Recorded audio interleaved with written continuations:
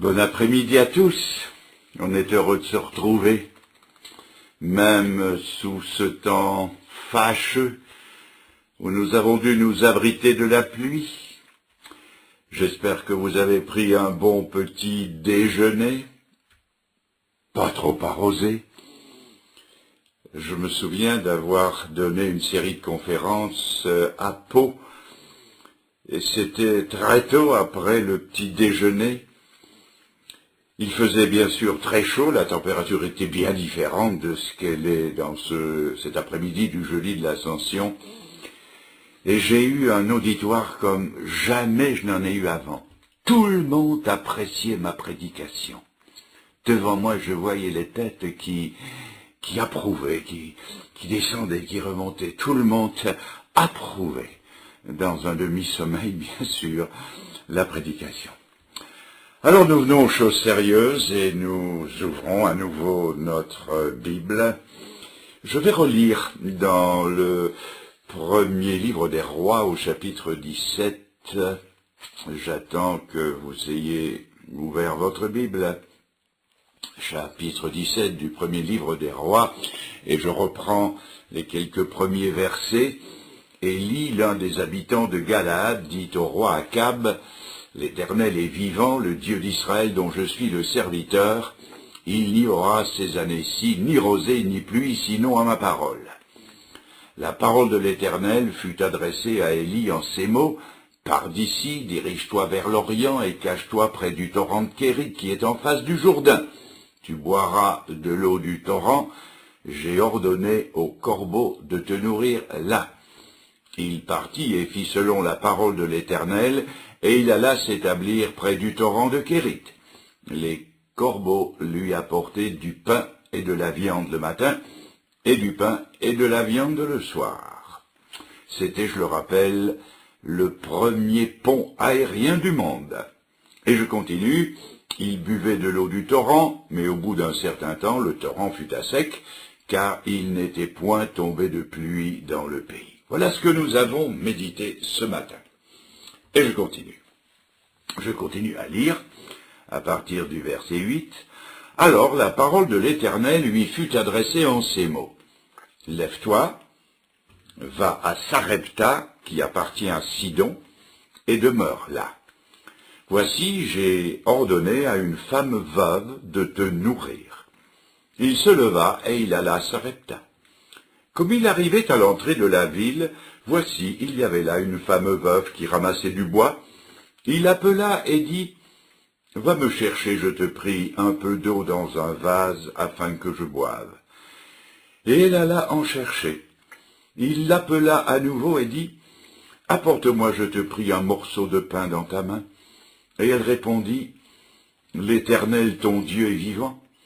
Je n'ai rien de cuit. Je n'ai qu'une poignée de farine dans un pot, un peu d'huile dans une cruche.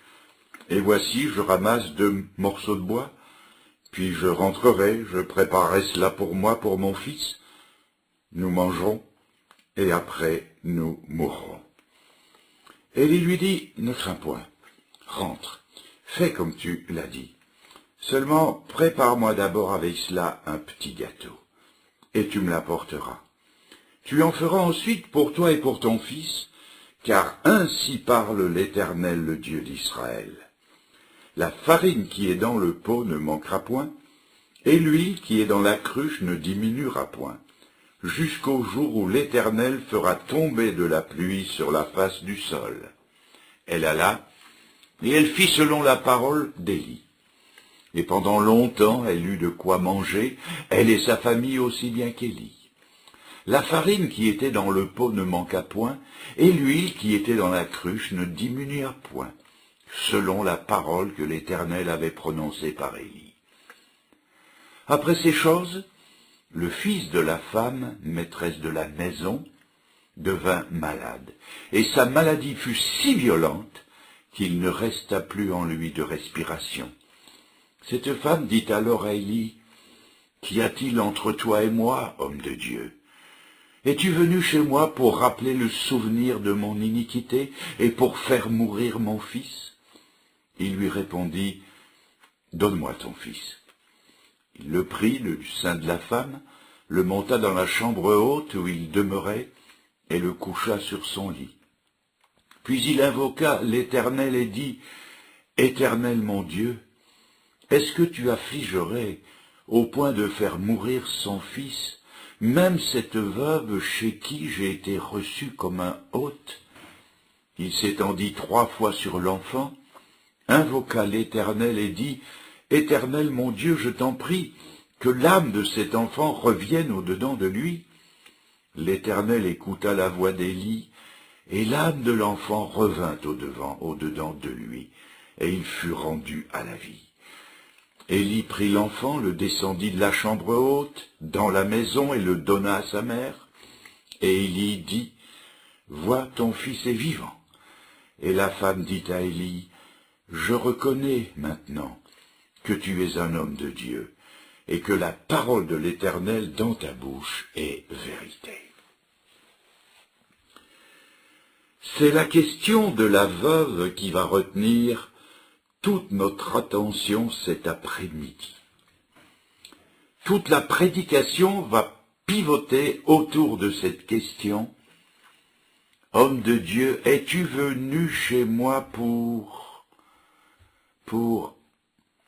Eh bien, pourquoi Élie est-il allé à Sarepta? Mais avant de répondre à cette question, nous allons nous en poser une autre et nous demander pourquoi Élie n'est pas resté au torrent de Kérit. C'était l'Éternel qui l'avait conduit là. Et nous avons vu que tout dans la bénédiction qu'il avait reçue pivotait autour de ce petit mot de 2 lettres, là. Il était béni de Dieu parce qu'il était là où Dieu voulait qu'il soit. Si donc Dieu l'y avait conduit, il devait s'y trouver bien. La solitude devait être propice à la méditation. Et le Dieu qui allait remplir la cruche d'huile pouvait aussi conserver un filet d'eau dans le torrent, et si même l'eau du torrent allait tarir, les corbeaux, outre le pain et la viande qu'ils apportaient matin et soir, pouvaient très bien lui apporter de l'eau. Alors, pourquoi Élie n'est-il pas resté au Kérit et est-il allé plus loin? La réponse est simple. Dieu nous appelle rarement à quelque chose de définitif. Il ne pouvait rien y avoir de stationnaire dans la vie d'Élie, pas plus que dans la nôtre. Une expérience avec Dieu en appelle toujours une autre, qui sera le complément de la première. Notre Dieu, sachons-le, est un Dieu de mouvement. Au désert, l'Éternel n'a pas fait faire à Israël du surplace pendant 40 ans. Il les a fait voyager pendant 40 ans. Dieu craint pour nous l'ankylose spirituelle. Il sait très bien que nous risquons toujours d'être sclérosés dans notre vie intérieure. Alors, il nous fait faire des choses nouvelles, en nous conduisant vers de nouvelles expériences. C'est aussi le langage du Nouveau Testament. Notre Seigneur ne restait pas en place, il allait de lieu en lieu, faisant du bien à tous, délivrant ceux que le diable avait asservis à sa puissance, nous dira l'apôtre Pierre dans son impressionnant discours à la maison de Corneille, dans le livre des Actes chapitre 10 et verset 38. L'apôtre Paul n'était jamais arrivé à sa dernière expérience. Même à un âge avancé, il disait « Je fais une chose, oubliant les choses qui sont derrière, je tends avec effort vers celles qui sont devant. » Il y avait une progression constante chez Paul. Il nous exhortera à aller de progrès en progrès. Il dira aux Corinthiens « Quand j'étais un enfant, je parlais comme un enfant. Et puis quand je suis devenu adulte, j'ai laissé les choses de l'enfance. » Le grand reproche qu'il fait aux Corinthiens, c'est d'en être resté aux choses enfantines. Il leur dit, je vous ai donné du lait et non pas de la viande, parce que vous n'étiez pas capables de la supporter. Ils en étaient restés au régime lacté. Notre Dieu veut toujours que nous allions plus loin. Le frère Ralph Chalice a écrit un livre intitulé « Si tu veux aller loin ». Et Dieu veut que nous allions plus loin. Élie aurait pu rester au torrent de Kérit. Il aurait pu ne pas obéir aux impulsions intérieures du Saint-Esprit et à la parole de Dieu. Et je crains que, comme les Corinthiens, beaucoup de chrétiens aujourd'hui n'en restent au Kérit de leur vie. Souvenez-vous du père d'Abraham, il s'appelait Térak, si je me souviens bien. Il a fait dans sa vie une expérience, une grande expérience, mais il n'est jamais allé plus loin. Il est sorti d'Ur en Chaldée, et il est allé vers la terre promise, mais il s'est arrêté à Charan. Et il n'y a plus rien eu à faire. Il en est resté là, il n'a pas voulu aller plus loin, il est mort à Charan. Certains aussi, dans leur vie spirituelle, sont allés jusqu'à Kérit, jusqu'à Charan, et ne sont pas allés plus loin. Ils ont fait une expérience bénie avec Dieu, mais ils n'en ont pas fait une deuxième, ni une troisième ou une quatrième. Il y a 2 ans, 5 ans, 10 ans, 30 ans peut-être, que l'eau du baptême a séché sur leur peau, et ils en sont restés là, au souvenir de ce premier et ultime plongeon. Ils en sont restés au niveau de leur conversion, et ils sont là depuis longtemps, à attendre. Ils ne savent plus quoi. Il y a belle lurette que l'eau a tari au torrent. Leur vie s'est desséchée, et ils lèvent vers le ciel des yeux suppliants, dans l'attente de corbeaux qui ne reviendront plus. Leur seule consolation, c'est de se décerner des brevets de constance et de persévérance. Comme l'apôtre Pierre à qui le Seigneur a demandé de tuer et de manger certaines choses, il croirait pécher contre Dieu à l'idée de faire quelque chose de nouveau, quelque chose d'autre. En fait, il croit au Dieu vivant qui a l'immobilité et la fixité des idoles. Pour se donner bonne conscience, il cite l'Écriture qui dit « Ne vous conformez pas au siècle présent » et il l'interprète « Conformons-nous donc au siècle passé ». Et ils ajoutent, mais vous savez, nos pères ceci, nos pères cela. Mais laissons-les tranquilles, nos pères. Ne couvrons pas nos faillites de leur grandeur. Parce que si nos pères ont été grands, c'est parce que eux ne se sont pas arrêtés au Kérit. Ils ne se sont pas, comme dit l'apôtre Pierre, attachés à la vaine façon de vivre qu'ils avaient reçue de leur père. Ils ont rué dans les rangs, dans les brancards, ils ont bousculé des traditions. Lisez l'histoire des réveils. Ils ont laissé au Kérit ceux qui voulaient y rester, et ils sont allés plus loin. Il ne faut pas chercher ailleurs le secret de leur grandeur. Ne remuons pas les cendres de nos pères, elles sont trop chaudes. Notre tiédeur s'y brûlerait.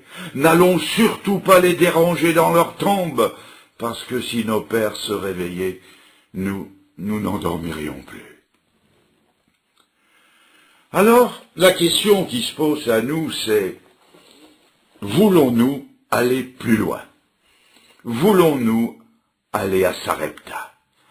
Le Saint-Esprit le veut, et nous devons tous envisager d'y aller un jour, et d'y aller aujourd'hui. Maintenant, que veut dire Sarepta? Eh bien, Sarepta est un mot qui, traduit en français, veut dire affinage. Affinage. C'est le programme de Dieu pour nos vies. Et pour y conduire Élie, et nous avec lui, Dieu met fin à une première expérience et l'engage dans une deuxième.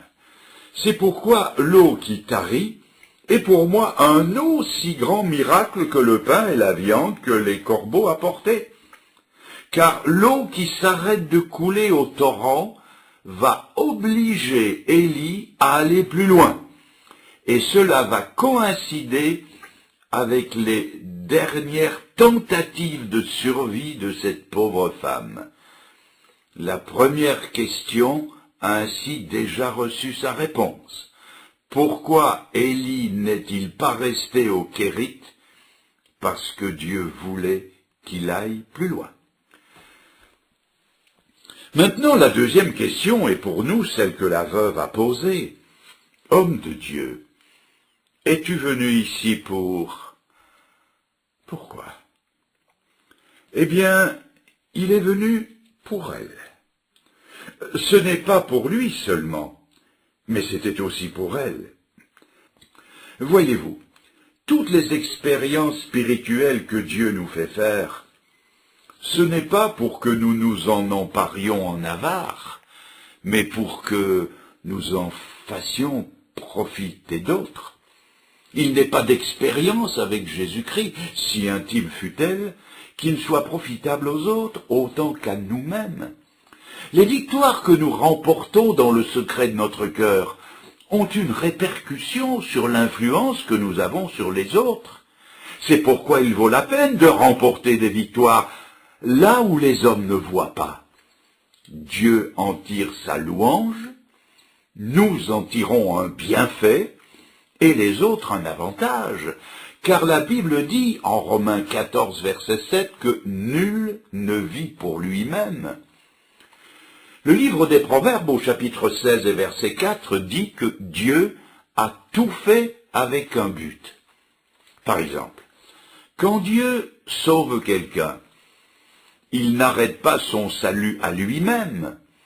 Nous ne sommes pas sauvés pour simplement être sauvés, mais pour le partager avec d'autres. C'est la même chose dans la sanctification. Si nous nous sanctifions, c'est pour que les autres en bénéficient aussi. Et le Seigneur Jésus lui-même a dit, « Je me sanctifie moi-même pour eux. » Lui qui était le Saint Fils de Dieu, il se sanctifiait, il se séparait encore en vue d'en faire bénéficier les autres. Ainsi, si Élie est allé à Sarepta, c'était pour lui, mais c'était aussi pour elle. Et dans cette occasion, Dieu va se révéler comme le Dieu des extrémités, des situations sans issue et sans espoir. Cette femme touchait le fond. Elle était au dernier acte de sa vie, elle n'avait plus qu'un morceau de bois, elle allait préparer un dernier repas, et puis elle et son fils allaient attendre la mort. Elle le dit, elle le sait, elle est condamnée, et il s'est fait un grand silence dans sa vie, ce silence qui précède les grandes catastrophes, où le temps est comme suspendu, et où les secondes fatales s'égrènent. Il ne lui reste plus que quelques heures à vivre, et il se passe alors une chose bouleversante. Dieu lui demande le peu qui lui reste, comme si ce peu, c'était encore trop. Il ne lui reste qu'un peu d'eau, et au travers de son serviteur, Dieu lui dit, « Donne-moi à boire. » Il ne lui reste qu'un petit repas, et Dieu lui dit, « Donne-moi ce repas. » Il ne lui reste que son fils, et elle s'entendra dire, « Donne-moi ton fils. » Les dernières choses auxquelles, de la façon la plus légitime, elle s'attache, elles lui sont demandées. Qu'est-ce que Dieu veut dire? Eh bien, Dieu veut dire ceci. Donne-moi ce à quoi tu t'attaches encore et qui ne peut pas te sauver. Donne-les-moi et sois sauvé tout de suite. Voilà le raisonnement de Dieu. Mes amis, vous savez comme moi que quand Dieu sauve, il le fait toujours au dernier acte de notre vieille vie. Et Dieu veut qu'elle y arrive plus vite. Quand Dieu sauve un homme, il le sauve quand cet homme n'a plus rien et ne peut plus rien. Et il veut que tout de suite elle n'ait plus rien pour qu'il puisse la bénir. Chaque expérience que nous faisons est la répétition de celle-ci, que ce soit pour le salut, que ce soit pour la sanctification ou que ce soit pour le service. Ce n'est jamais avant d'avoir perdu notre vie que nous la retrouvons. L'apôtre Paul, d'ailleurs, avant de pouvoir dire « Christ vit en moi », a dû dire « Je suis crucifié avec Christ, mort d'abord, arrivé au bout du rouleau ». Et ce n'est qu'à ce moment-là que Dieu bénit. Et si parfois dans notre vie, Dieu nous demande ou nous arrache des choses auxquelles nous tenons tellement.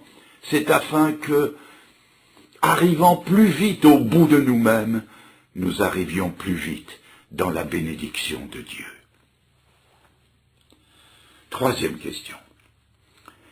Pourquoi donc Élie est-il venu à Sarepta? Il y est venu pour elle, pour la faire naître à la fois au Dieu vivant et vrai, le Yahvé d'Israël. N'est-ce pas ce qu'a dit Jésus dans sa prière sacerdotale, dans l'évangile de Jean, chapitre 17 et verset 3, « La vie éternelle, c'est qu'ils te connaissent, toi, le seul vrai Dieu, et celui que tu as envoyé, Jésus-Christ. » Mais si Élie est venu à Sarepta, ce n'était pas seulement pour la faire naître à la fois au Dieu vrai et au seul vrai Dieu, mais c'était aussi, suivez-moi bien, pour que sa foi, donc la foi de cette femme, s'effondre et se ravive plus forte qu'avant. Cela, je le sais, demande une explication. Si la foi de cette femme est devenue réelle, elle n'avait cependant pas ce raffinement qui lui en donne son prix. Sa foi toute neuve était très semblable à la foi de ces gens dont il est parlé dans le chapitre 2 de l'évangile de Jean. Beaucoup crurent en Jésus parce qu'ils voyaient les miracles qu'il faisait. Mais il est tout de suite ajouté, mais Jésus ne se fiait pas à eux. Autrement dit, Jésus ne les a pas reconnus comme d'authentiques croyants. Eh bien, c'était un peu le cas de cette femme. Elle vivait dans l'euphorie du miracle, de la cruche d'huile qui ne désemplissait pas, et du pot de farine qui ne se vidait pas. C'était la foi du merveilleux, c'était beau comme un conte de fées, mais c'était tout aussi fragile, comme l'est aussi la foi qui naît d'une intervention spectaculaire, d'un beau discours, d'un miracle signalé. C'est une foi extrêmement fragile. Et si vous aviez demandé à cette femme si elle retournerait un jour aux idoles de son peuple, elle vous aurait dit « Jamais ! Maintenant je suis converti, j'appartiens à l'Éternel, le Dieu d'Élie, le seul Dieu vivant et vrai. » Elle vous aurait peut-être même cité cette phrase fameuse de l'apôtre Paul, « Je sais en qui j'ai cru ». Ah, mes amis, cette phrase, je l'ai parfois entendue de jeunes convertis qui ont aussi dit « Je sais maintenant en qui j'ai cru ».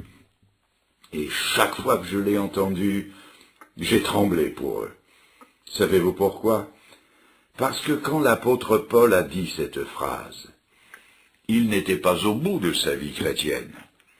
Il était à la fin.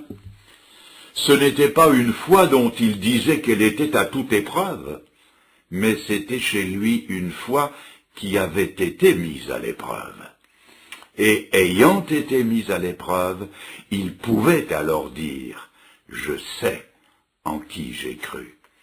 D'ailleurs, avec devant elle la cruche d'huile qui ne désemplissait pas, il lui était facile de dire triomphalement « Je sais en qui j'ai cru ».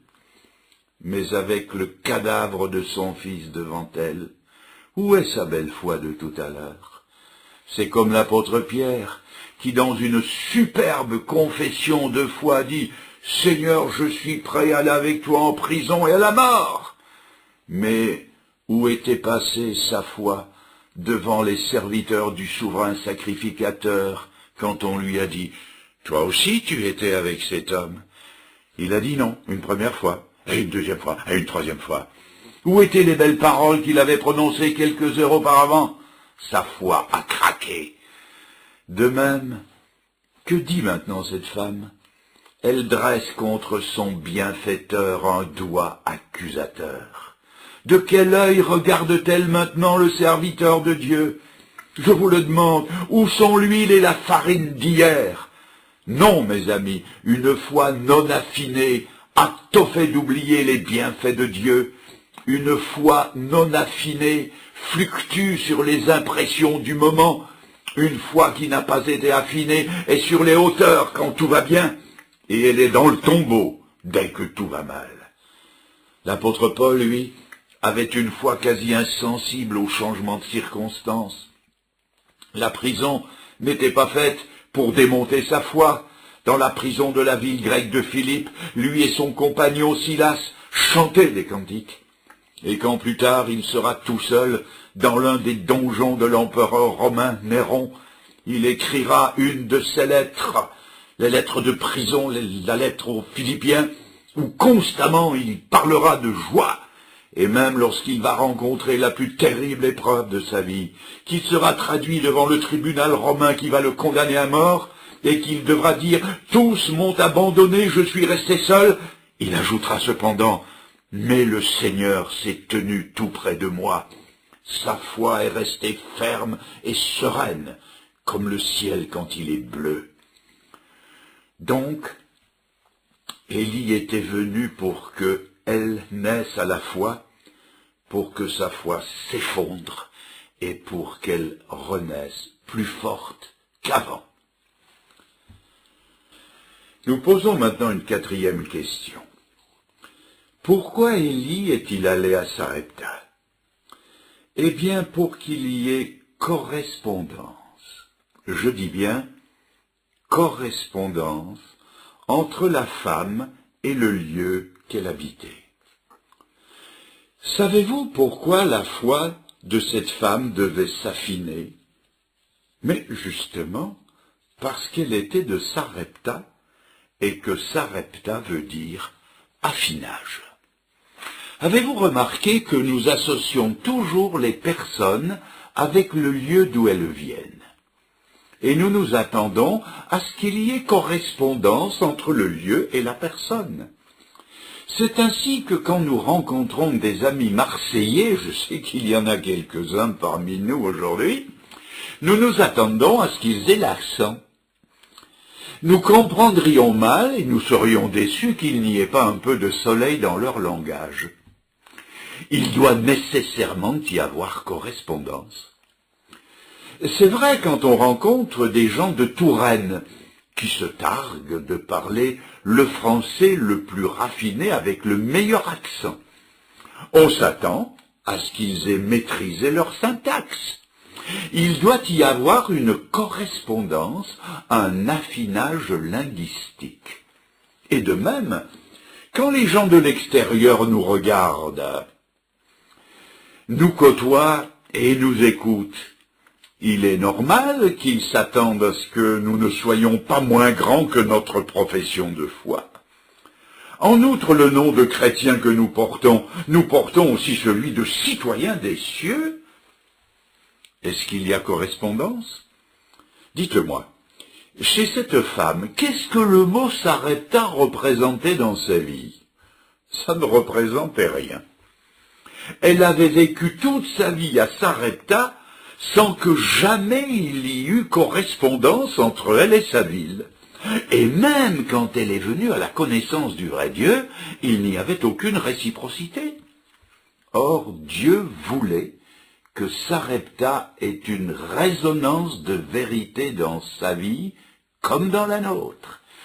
Qu'il y ait une telle identité entre les deux qu'il fut désormais impossible de la voir sans comprendre, sans se rendre compte qu'elle était de Sarepta. Et après cette expérience, qui était aussi une épreuve, cette femme pouvait affirmer « Je suis doublement de Sarepta ». Une première fois parce que j'y suis né, une deuxième fois parce que c'est vrai dans ma vie de foi qui, elle aussi, a été affinée. Nous aussi, bien-aimés frères et sœurs en Christ, nous sommes chrétiens, et nous en sommes fiers, nous sommes citoyens des cieux, mais dites-moi, est-ce que comme pour elle, c'est vrai deux fois? Une première fois parce que nous sommes nés de nouveau, et que notre vraie patrie c'est le ciel, et une deuxième fois parce que cette vie du ciel a pris une place authentique dans notre façon d'être sur cette terre. Cinquièmement, pourquoi Élie est-il venu à Sarepta? Pour toutes les raisons que je viens d'énumérer, et pour une autre que voici. Et là, nous reprenons la question de cette veuve. Es-tu venu chez moi pour rappeler le... Quoi? Es-tu venu chez moi pour rappeler, eh oui, le souvenir de mon iniquité? Voilà l'affinement qui manquait à sa vie. Dans la vie de cette femme, il manquait un élément capital. Elle avait une foi sans repentance, une foi qui la laissait intacte quant à son passé et grevée d'hypothèques quant à l'avenir. Une foi née du merveilleux, qui n'a pas été précédée d'un labourage profond, d'un exercice de cœur et d'une conviction de péché. Or, Dieu tient à la repentance, il la veut, et il va s'arranger pour qu'elle vienne.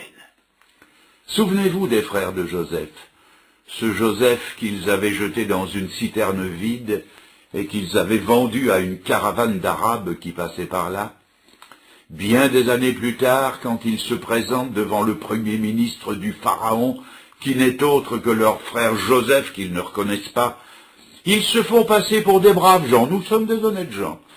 Et Dieu, qui tient à ce que la repentance vienne, leur met des bâtons dans les roues, tant et plus. Et tout à coup, alors qu'ils sont là à discuter entre eux, le souvenir de ce qu'ils ont fait 20 ans plus tôt remonte à la surface, et ils passent par une repentance profonde, et ce n'est qu'à partir de ce moment-là que Dieu peut réellement les bénir.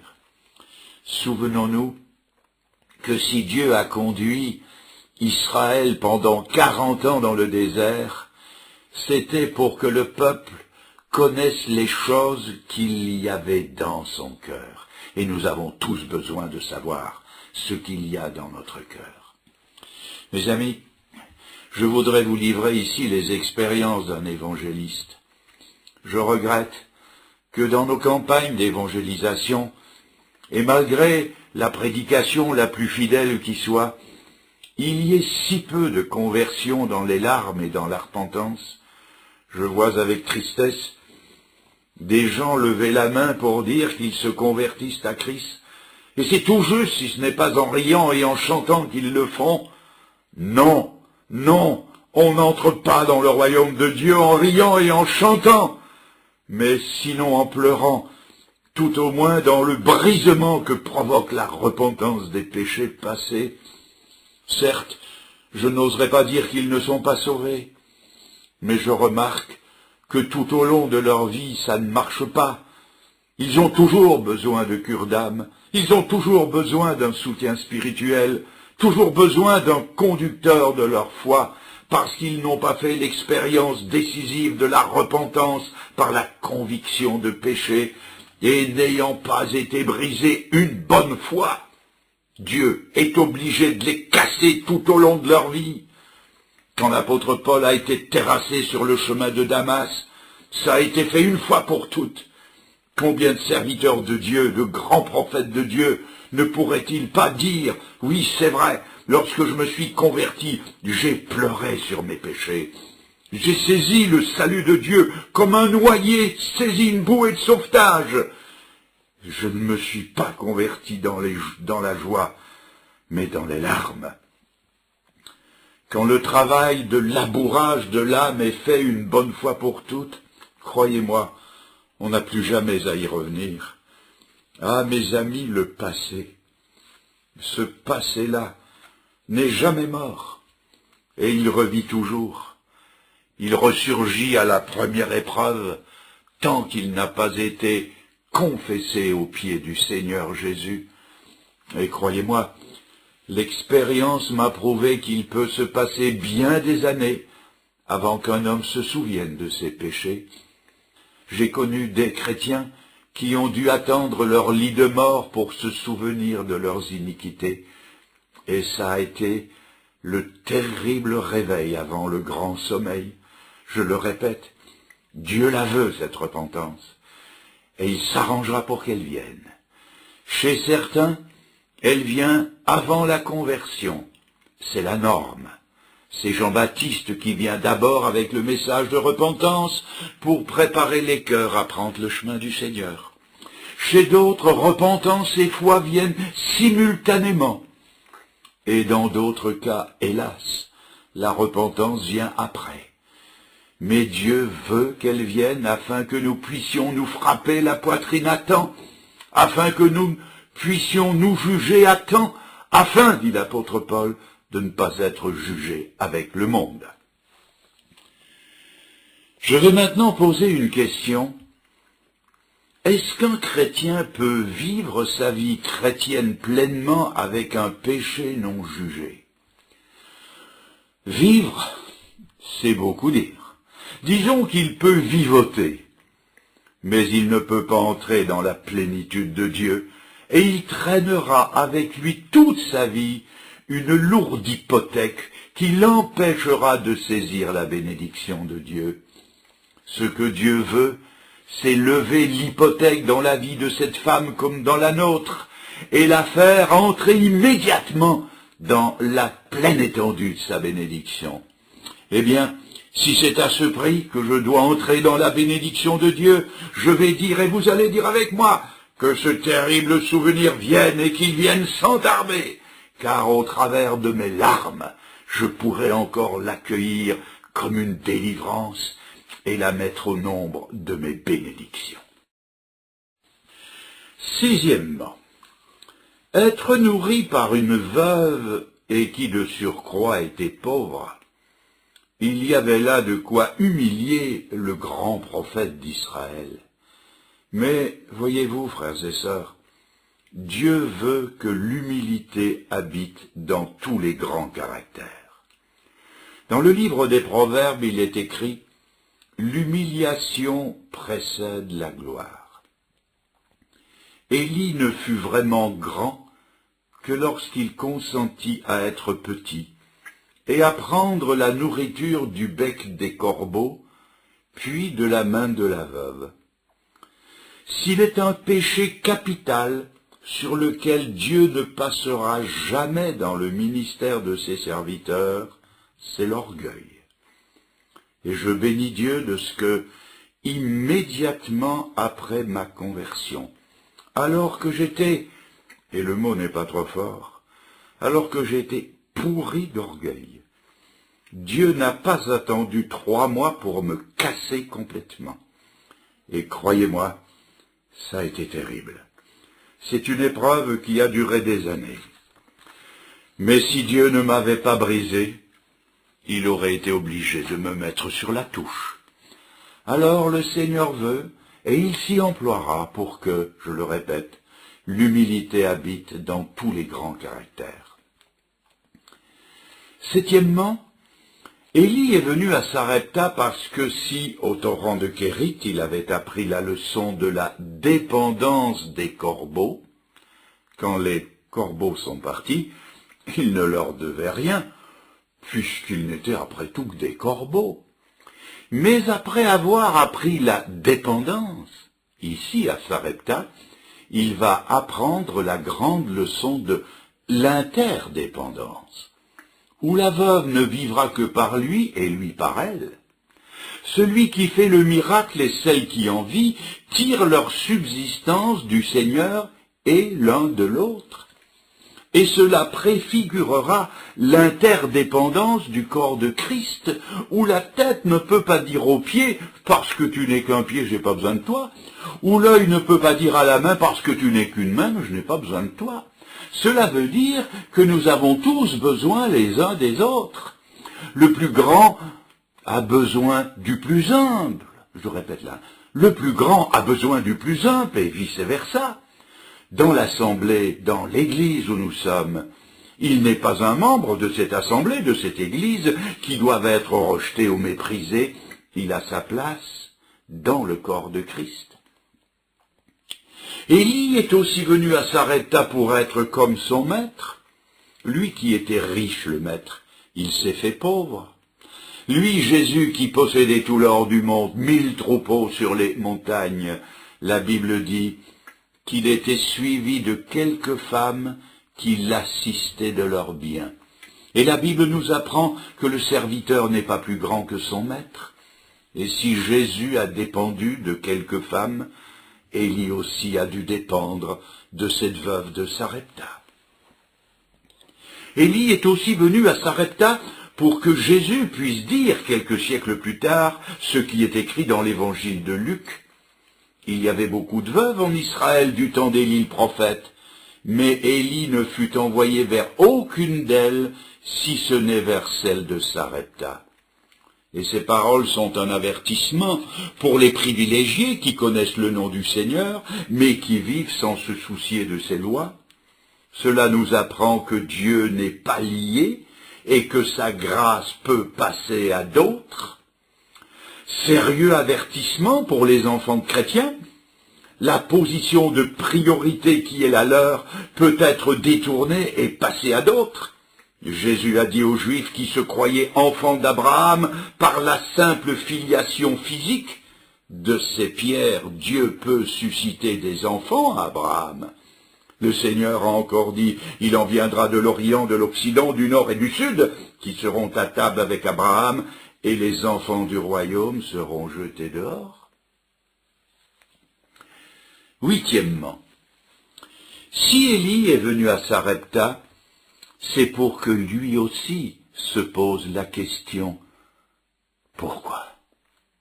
La femme lui a dit « Pourquoi es-tu venu ?»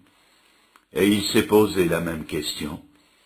Il a connu à son tour ce désarroi intérieur, et il l'a exprimé dans ce verset 20. Il coucha l'enfant sur son lit, il invoqua l'Éternel Dieu et dit « Ô Éternel, mon Dieu, est-ce que tu affligerais au point de faire mourir son fils, même cette veuve chez qui j'ai été reçu comme un hôte ?»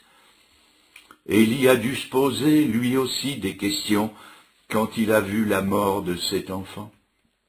Moïse aussi, autrefois, s'est posé bien des questions et il a dit au Seigneur, « Seigneur, pourquoi m'affliges-tu de cette façon?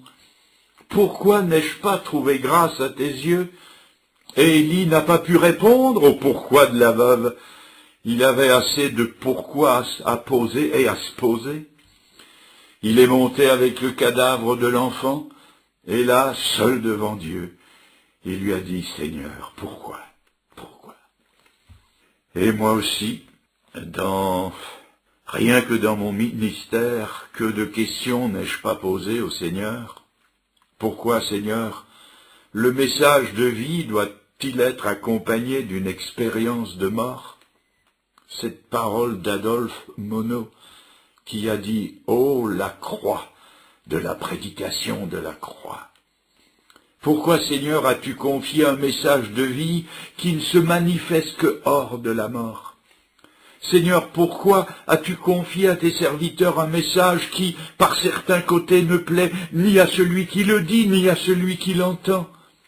Combien souvent n'ai-je pas pensé dans mon cœur et même dit à Dieu, mais Seigneur, pourquoi faut-il que la bonne nouvelle de l'Évangile soit accompagnée d'une aussi mauvaise nouvelle que celle du jugement?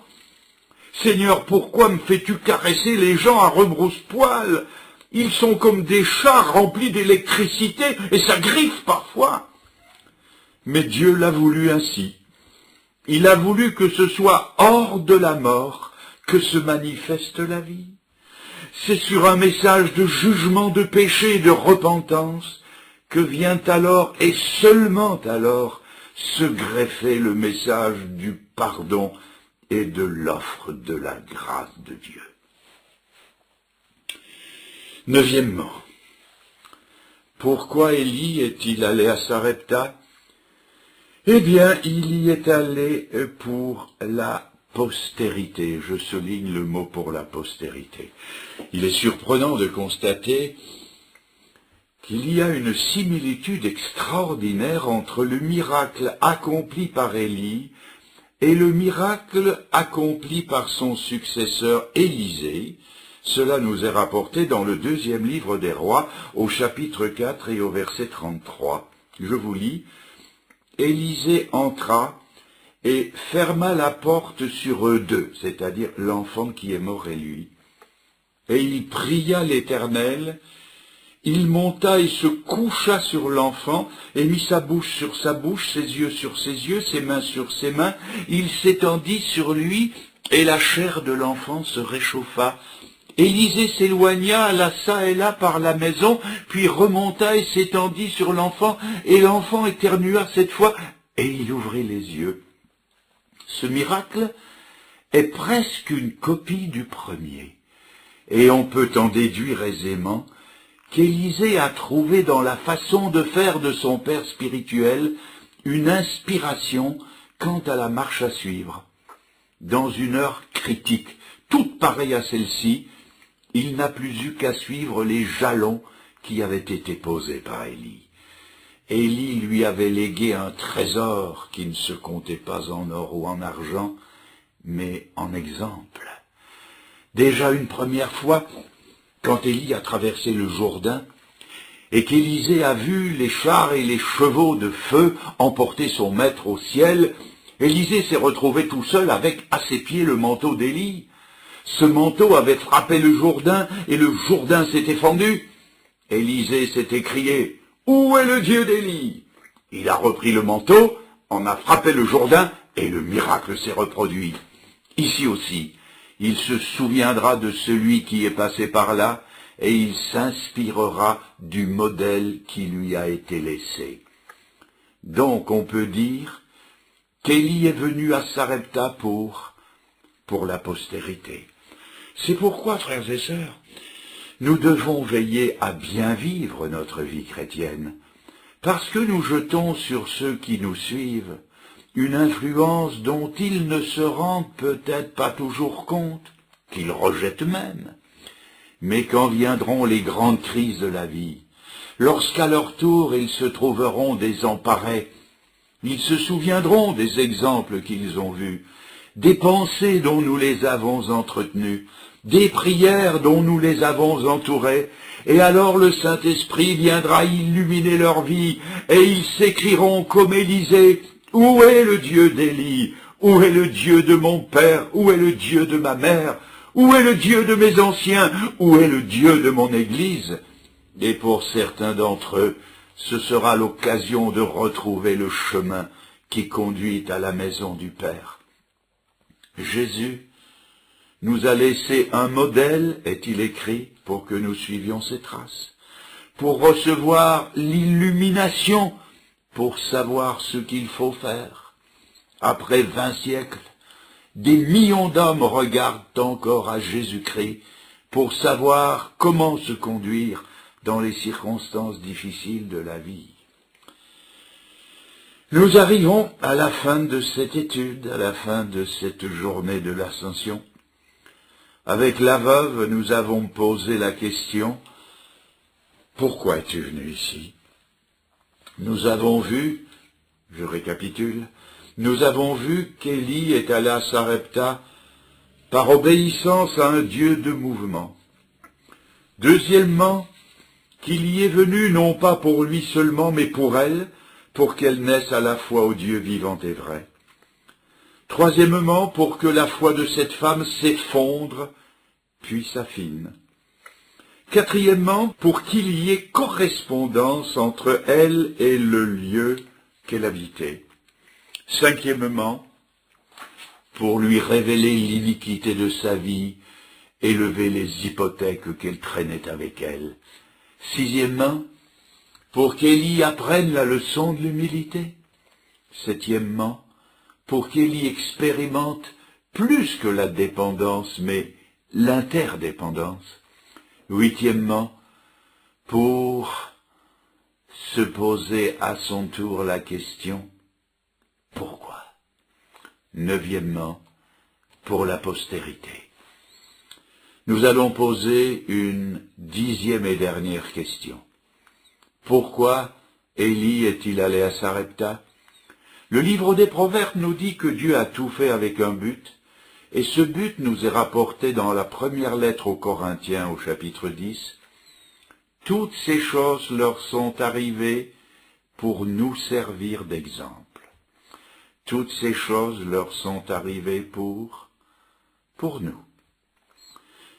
Si donc c'est pour nous, il vaut la peine d'obéir à la parole de Dieu, de suivre les impulsions de l'esprit et d'aller à Sarepta, même si c'est pour y rencontrer les pourquoi es-tu venu ici, qui nous viennent de tous les azimuts?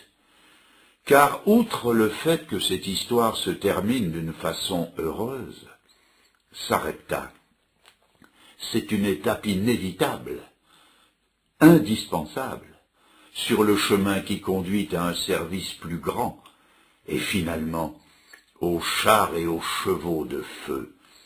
Et celui qui voudra y monter aura soin d'écouter la voix du Saint-Esprit qui nous dit en Ésaïe 30, verset 21, que je cite librement, « Que vous alliez à droite ou à gauche, tes oreilles entendront derrière toi une parole qui te dira, Sarepta, affinage, c'est ici le chemin, marchez-y. » Et je répète, Sarepta, c'est ici le chemin, marchez-y.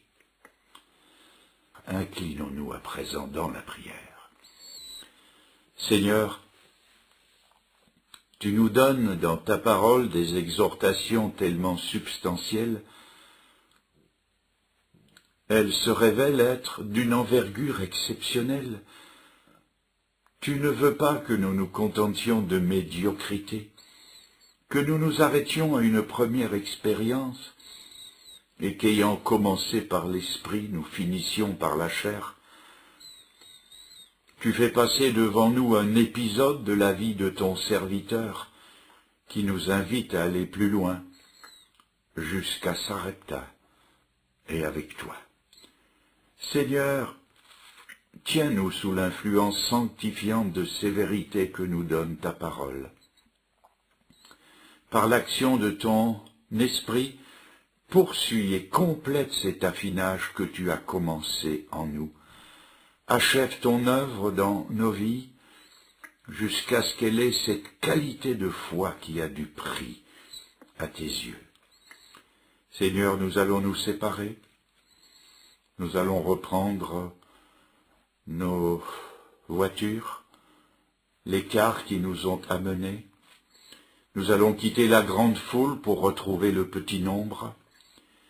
Nous te demandons, Seigneur, que les leçons apprises aujourd'hui s'incrustent dans nos vies et que nous ne les oublions jamais.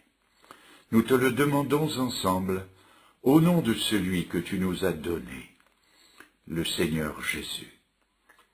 Amen, Seigneur.